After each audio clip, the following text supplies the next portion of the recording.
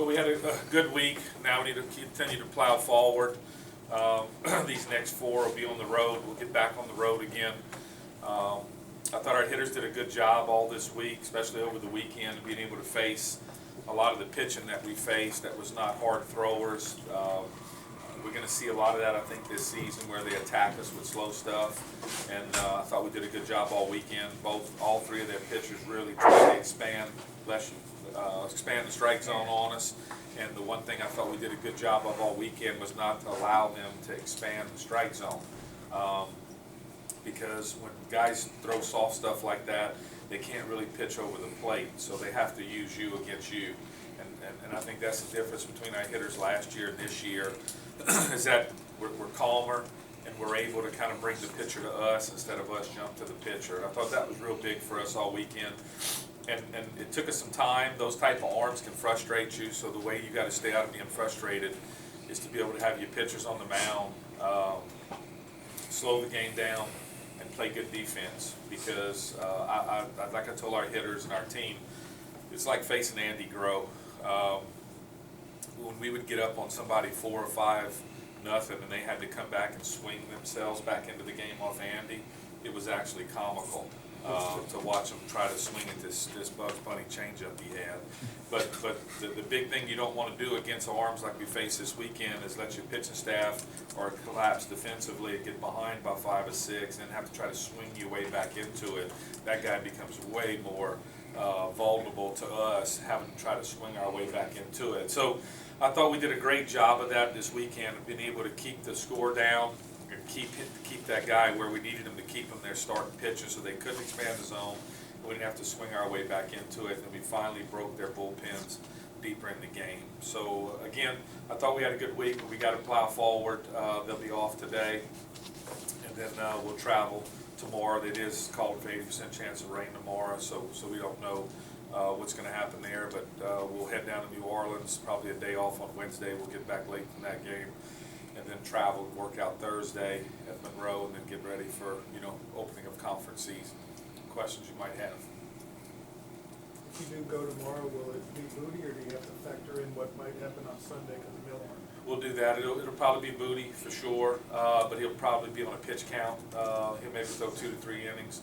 I want to throw Wilson, 2 innings, 3 innings, maybe somewhere in there. No more than 3 for sure, to where we keep a lot of options open for Sunday, depending on how Millhorn rehabs during the week off his injury. With how much has gone right this year so far, what's at the top of your list for things to improve on? Well, I think we got to continue to build a consistent bullpen. These starters can spoil you. If you don't trim pitches on them on purpose, they can go out and throw complete games on you. So that all looks good on paper. The trouble is you're not working your bullpen a lot. So I think continue to set up a good, consistent bullpen of relievers that can come in and get hit the first guy out he faces, which is so important. Everything else, I like what we're doing. I mean, we're getting good starting pitching, we're getting good defense, and for the most part, we have gotten good, consistent bullpen work. I just think we need to consistently do that, and then hopefully maybe flip into a consistent midweek starter, depending on what Millhorn has on the horizon with his injury. So those 2 things really are the only 2 things I'd like to see. I think this team, they love to compete. I think they just have to keep their head down and keep competing and not look up. What's the difference you've seen maybe in Jace this week that kind of allowed him to get on track with some big hits? Well, I think Coach looked at some numbers and looked at some past lineups and stuff, and we had a talk before this series, and one of the lineups that we wanted to play was one of them that had 3 guys that hit, 3 or 4 guys that hit in a certain order last year that was kind of a consistent in all the games that we scored runs in, and so we went with that lineup after Friday night because Thurman comes in to catch on Friday, Austin, so when they were Saturday, we were able to go to that lineup, and Sunday we were able to go to that lineup. And so the things that were constant in the games that we scored a lot of runs was one, Dex Kerstad, which we can't adjust that. He's gone. But the only other constant was where 3 or 4 guys we hit together in that lineup, 3, 4, and 5. We wanted to go back out with that lineup, and it worked pretty good for us. I think Jace has always been a gamer, all the way back to when he was playing the Little League World Series.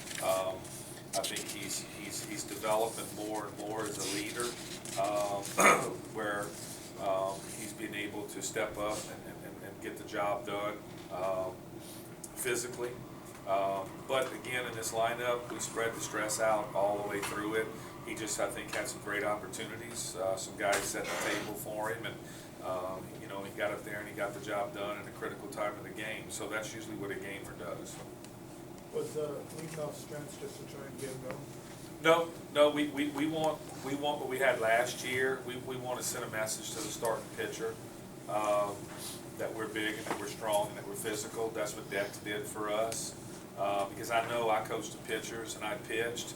If I had to face a guy like Dex to start a game off, because usually you see some type of taker, slapper, guy's going to work the count.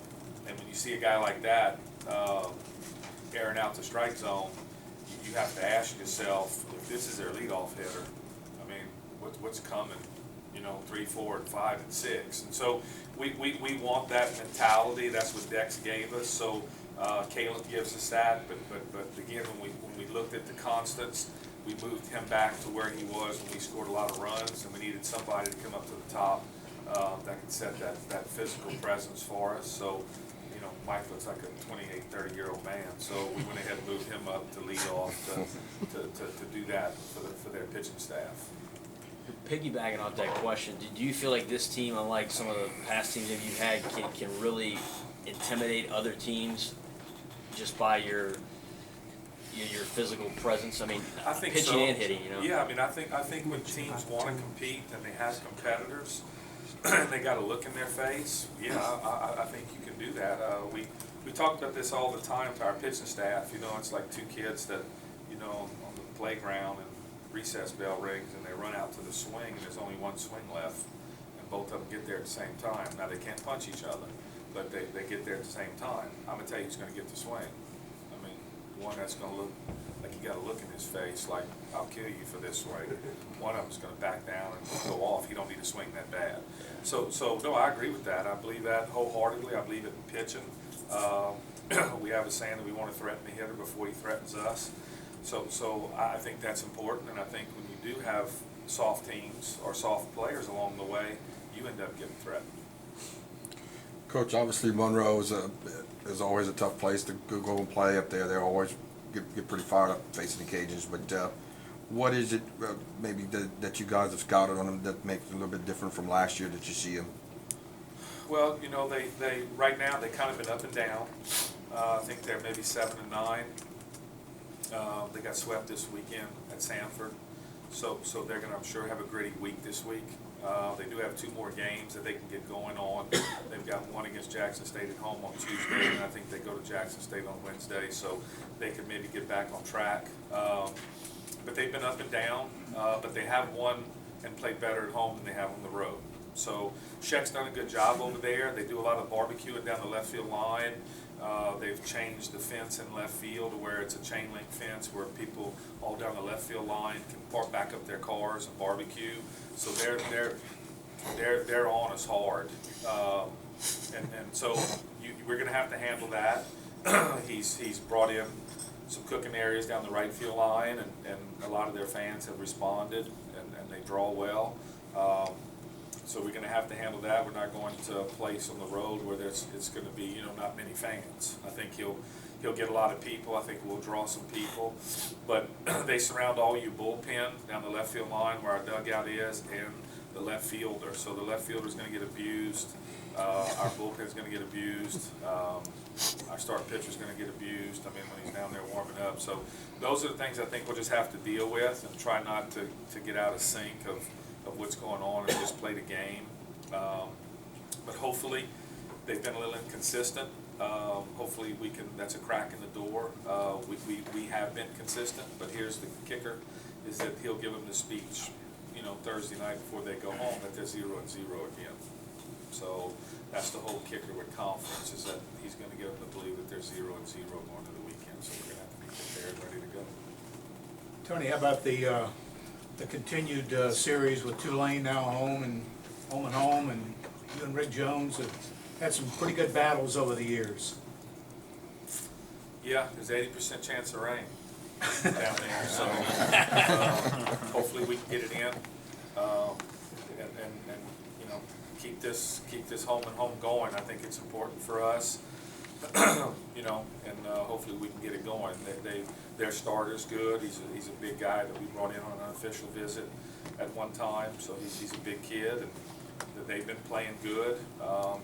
They're coming back. They got in probably, I'm sure, late last night from the Cal tournament. They went out and played in the tournament we played in a couple of years ago. So they've flown all the way back from the West Coast, back in late last night. So we just hope we can get that game off and get it going. But again, there's some rain chances. So we'll see how it goes. But we're looking forward to it. You know, my equipment manager here, Trey Skidger, that's been with me for 6, 7, 8, 9 years, is the head equipment manager there for Tulane. So we stay in touch a lot, and we know a lot about them. They know a lot about us because of Trey. So it's a good rivalry. Again, we know our players know a lot of theirs because it's a lot of kids from the state of Louisiana. So nice stadium to go down and play in. Rick Jones does a good job down there. So again, we'll have to be prepared and go down there and be ready to go. Hopefully we can get it in, but there are some things you saw in the LSU game that you can't control, and that's weather. How many guys just kind of know each other around the state, you know, recruiting at visits and whatnot? How much more added motivation is it to your guys to beat the in-state teams across the board? Well, you know, one of the things that we have is, first, a lot of respect for Louisiana baseball. You don't have to drive too far down I-10 to get your rear end busted up. So we have a lot of respect for Louisiana baseball. On the other hand, we'd like to try to be one of the better programs in the state, because kids look at that on the recruiting side of things. They look at the teams that are to the top of their state.